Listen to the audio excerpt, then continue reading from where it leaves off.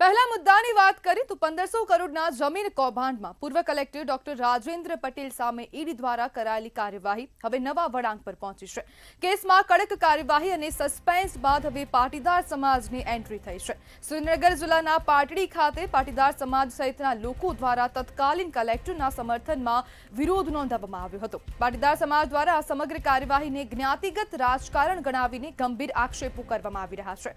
સમાજના આગેવાનોનું કહેવું છે કે એક ચોક્કસ સમાજને નિશાન બનાવીને અધિકારી સામે કાર્યવાહી કરવામાં આવી રહી છે। આ મુદ્દે રાજેન્દ્ર પટેલના સમર્થનમાં માંડલ તાલુકાના ગામમાં વિશાળ સંમેલન યોજાયું, જેમાં પાટીદાર સમાજ ઉપરાંત ખેડૂતો અને સમર્થકોને મોટી સંખ્યામાં હાજર રહેવા માટે આહવાન કરાયું હતું। જ્યારે આ કેસમાં નાયબ મામલતદાર મોરી હાલ જેલમાં છે, જ્યારે પૂર્વ કલેક્ટર રાજેન્દ્ર પટેલ ઈડીના રિમાન્ડ પર છે અને સમગ્ર મામલે હવે પાટીદાર સમાજ હવે રાજેન્દ્ર પટેલના સમર્થનમાં આગળ આવ્યું છે, મેદાનમાં આવ્યું છે અને તમામ પ્રકારના આક્ષેપો કરવામાં આવી રહ્યા છે કે પાટીદાર સમાજને ખાસ કરીને કોઈ એક જ ચોક્કસ સમાજને ટાર્ગેટ કરવામાં આવી રહ્યો છે।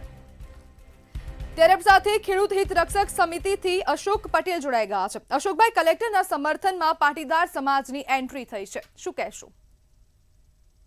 ચોક્કસથી હું આપને વાત કરું તો અમે છેલ્લા જાન્યુઆરી મહિનાથી ખેડૂત હિત રક્ષક સમિતિ ચલાવીએ છીએ અને અમારા પાટડીની આજુબાજુના વિસ્તારના જે કોઈ ખેડૂતોને કાંઈ પણ તકલીફ હોય, કાંઈ પણ પીડા હોય તો એના એ બાબતે અમે પ્રશ્નો જે તે વિભાગમાં ઉઠાવતા હોઈએ છીએ।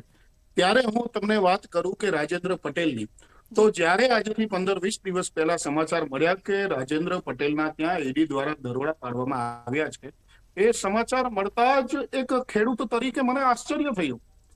કારણ કે હું તમને વાત કરું તો ખેડૂત હિત રક્ષક સમિતિ દ્વારા જે જાન્યુઆરી મહિનાથી અમે જે લડત લડાવીએ છીએ અને આ છેલ્લા 7-8 મહિનાની અંદર અમારે કલેક્ટર સાહેબને મળવાનું થયું છે, તો એ કલેક્ટર સાહેબે અમારા તમામ ખેડૂત આગેવાનો પાસે 15 મિનિટ, 20 મિનિટ, 25 મિનિટનો સમય કાઢી અને બરાબર અમારા મુદ્દાને સમજ્યા છે અને વર્ષોથી જે અમારા અમુક પડતર પ્રશ્નો હતા એનો નિકાલ લાવવામાં એ મુદ્દાની સમજાવટ બાદ કે આજ સુધીના ઇતિહાસમાં તમને વાત કરું કે હું 2017 થી જાહેર જીવનમાં છું અને 2017માં અતિવૃષ્ટિના પાક વીમા બાબતે અમારા આખા સુરેન્દ્રનગર જિલ્લાને આજ દિન સુધી વળતર નથી મળ્યું।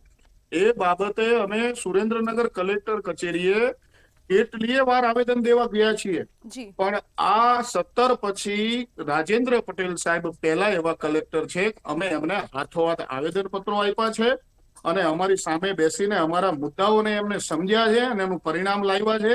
બાકી આ એ પહેલાના કોઈ કલેક્ટર સાહેબે આવેદન પત્રો લીધા। પાટીદાર સમાજ કયા ધોરણોને આધારે, કયા બેઝ પર હવે આ જે સમગ્ર કાર્યવાહી થઈ રહી છે, તો આ કાર્યવાહીને જ્ઞાતિગત કાર્યવાહી ગણાવી રહ્યું છે? જ્ઞાતિગત કાર્યવાહી ગણાવવા વાળાની વાતને હું સખત શબ્દોમાં વખોડી કાઢું છું। અમે જ્ઞાતિગત રાજકારણ કે જ્ઞાતિવાદ નથી કરતા, પણ અમે આજે એવા કલેક્ટરના સમર્થનમાં છીએ કે જે કલેક્ટર સામાન્ય માણસો, સામાન્ય ખેડૂતોના પ્રશ્નોને સમજી અને એનું નિરાકરણ લાવે છે। એટલે આને જ્ઞાતિવાદ કહેવામાં કોઈ બિલકુલ ખોટું છે એમ। અશોકભાઈ, જ્યારે ઈડીને કોઈ કંઈક કડી મળી હશે ત્યારે જ રાજેન્દ્ર પટેલના ઘરે અથવા તો દફતર પર દરોડા પાડ્યા હશે, તો તેને લઈને આપનું શું કહેવું છે? ઈડીની કાર્યવાહીમાં શું હતું શું નથી એ ખેડૂત તરીકે મને ખબર ન પડે, પણ હું જાહેર જીવનમાં છું અને મારા અનુભવના કારણે તમને વાત કરું તો 100% ક્યાંક ને ક્યાંક રાજેન્દ્ર પટેલ કે જેવો માત્ર 7-8 મહિનાથી કલેક્ટરનો ચાર્જ એમને સુરેન્દ્રનગરમાં સંભાળ્યો છે અને એમના ઉપર જે આરોપ લગાવવામાં આવ્યો છે કે આટલા કરોડનો ભ્રષ્ટાચાર એમના દ્વારા કરવામાં આવ્યો છે, તો આ વાત બિલકુલ ગળે ઉતરતી નથી। કારણ કે આ પહેલા એવા કલેક્ટર છે કે આટલા મહિનામાં ડાયરેક્ટ આવી તપાસ થાય। ક્યાંક ને ક્યાંક આમાં રાજકારણ છે, આમાં સત્તાધીશ, સત્તા પક્ષના કોઈ મોટા માથાઓની સંડોવણી હોવાની શક્યતા 100% જણાઈ રહી છે અને કોઈ મોટી માછલી પકડાઈ ન જાય એટલે મને એવું લાગે છે કે રાજેન્દ્ર પટેલ જેવા નાના વ્યક્તિને આમાં ક્યાંક ને ક્યાંક પકડાવી અને કોઈ મોટા માથાઓ બચી જવાના હોય એવા 100% સંકેત દેખાઈ રહ્યા છે। જી બિલકુલ અશોકભાઈ, જોડાવા બદલ આપનો આભાર।